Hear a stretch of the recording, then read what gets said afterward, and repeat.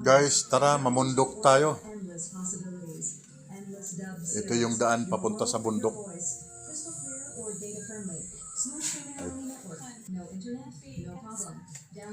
Ayan.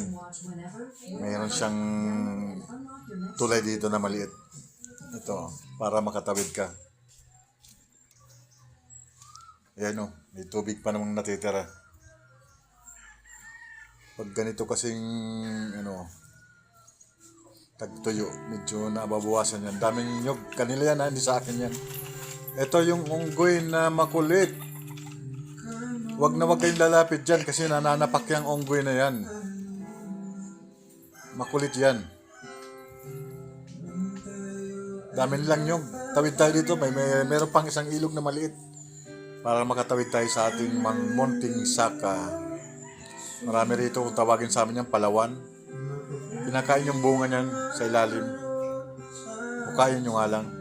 Ito meron akong Madrid de Agua na buhay din. Rambutan yan, yung maliit na yan. Naman, yung rambutan. Tapos meron din ako dito tanim na kalabasa. Ito, gumagapang na sila. Gumagapang na ang kalabasa ko. Ayan, oh. Oh, kalabasa yan. Mataba yung kalabasa. Meron din ako dito nakatanim na ubi. Ayan. Nakapalibot yan dyan sa puno ng nyog na sinunog ko. Ayan, ubi yan. 4 or 6 yan na puno na ubi.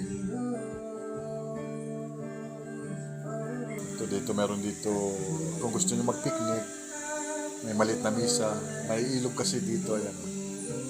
Ganda ng ilog dito, lalo na kung medyo mataas-taas yung tubig. Sa ngayon kasi mababaw. May kubo na maliit, may lamisa. Ito yung mga nakita nating laglag na nyog. Dali natin to para mabinta. Gawin nating pera. Guys, babalikan natin to para mag-grass cutter uli. Mainam kasi tingnan kapag malinis yung lupa. Kahit maliit lang yung lupa, pag malinis, maganda tingnan. Bye-bye.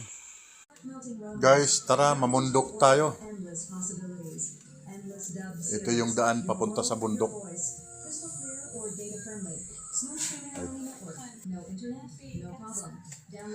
Ayan. Mayroon siyang tulay dito na maliit. Ito, para makatawid ka. Ayan o, may tubig pa namang natitira. Pag ganito kasing, tagtuyo.